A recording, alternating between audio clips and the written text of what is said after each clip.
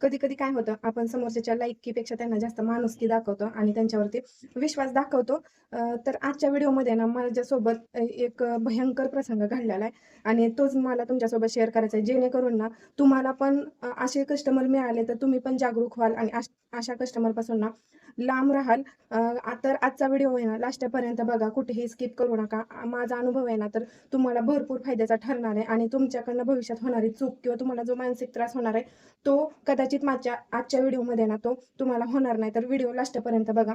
झालं काय असं, की गेल्या महिन्यात मी तुम्हाला सांगितलं होतं, की मला एका रेंटल हाऊसची म्हणजे काष्टीचं रेंटल हाऊस आहे. त्यांचं 2 ड्रेसची ऑर्डर होते. मी भरपूर खुश होते. म्हणजे एखादं काम आलं आपल्याला, की आपण भरपूर खुश होतो. बरोबर ना? खरं तर ही ऑर्डर आली तेव्हा माझा भाऊ ॲडमिट होता. तरी पण मी ही ऑर्डर घेतली बरं का. आणि पूर्णपणे हा ड्रेस तिने कस्टमाइज करून घेतलेला आहे माझ्याकडनं. म्हणजे मला फोटो टाकलेला होता आणि कस्टमाइज करून घेतला आहे हा ड्रेस आणि म्हणली नंतर एक देईल. मग हा ड्रेस घ्यायला आल्यानंतर दुसरा ड्रेस घेऊन आली आणि हा न्यायला आल्यानंतर घालून वगैरे बघितला. तिला आवडला, छान आहे म्हणली. फक्त म्हणली उंची कमी वाटते. म्हणजे तिने मेजरमेंट वगैरे काही सांगितलं नव्हतं. मी माझ्या अंदाजाने शिवलेलं, माझ्या हाईटनुसार शिवलं होतं. मग मी म्हणलं ठीक आहे, मी देते वाढवून. मग अस्तरचा लेअर जोडला, नंतर वरनं नेटचा सुद्धा एक लेअर मी जोडून दिला. तिला पाहिजे तसं मी करून दिलं. म्हणजे ह्या गोष्टी करणं म्हणजे म्हणलं आणि झालं असंच नसतं. यामागं भरपूर कष्ट लागतं, डोकं लावून करावं लागतं. फिनिशिंगमध्ये द्यायचा पुरेपूर आम्ही पण प्रयत्न करत असतो. पण नंतर हे दोन्ही ड्रेस बघा, म्हणजे तो ब्लू कलरचा आणि हा ड्रेस दिल्यानंतर आहे ना तिने म्हणजे तिनं नखरेच चालू केले. एका ड्रेसचं पेमेंट केलं आणि दुसऱ्या ड्रेसचं पेमेंट काय करा ना. ती म्हणली तुम्ही काही फिनिशिंगमध्ये शिवला नाही, मला काही आवडला नाही, असं तसं म्हणली. आणि परत पेमेंट पुढच्या महिन्यात करते म्हणली. म्हणलं ठीक आहे.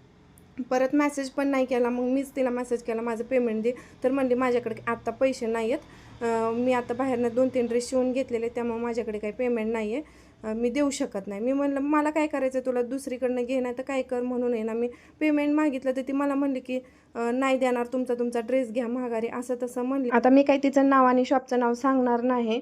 एखाद्याचं करिअर खराब करायला नको, कारण तिने नवीन स्टार्टअप केलं तर म्हणून. पण ती म्हणली की हा ड्रेस आहे ना कोणीच कस्टमर त्याला चूज करा नाही, असं तसं म्हणले. तर ह्या ड्रेसला ना झालं तर काय, तर फक्त ना ह्याचे खालचे 2 लेअर आहेत ना असे वर थोडेसे गुंतले होते. तर यालाच म्हणते की फिनिशिंगमध्ये का केलं नाही आहे हे, आणि चेन महागणंच का केली, टिप महागणंच आली, असं तसं ह्यात चुका काढल्या. तर मला काय म्हणायचं, आपली जर घ्यायची ऐपत नसेल वन पीस तर तुम्ही तशी ऑर्डर देऊ नका ना. एखाद्याच्या मानसिक त्रासाची किंमत फक्त स्वारीची एवढीच नसते. मी तिला म्हणलं एवढे दिवस राहिलं तर 500 रुपये दे, कारण रेंटने घेतला, ॲडव्हान्स दिला तर ते ॲडव्हान्ससुद्धा माघारी देत नाही. एक दिवस लेट झालं तरी म्हणून मी मागितलं तर ती म्हणली नाही देणार, 500 रुपये तुमच्या प्रोफेशनची किंमत आहे का, असं तसं मला हे योग्य आहे का. आणि व्हिडिओना जास्तीत जास्त शेअर करा.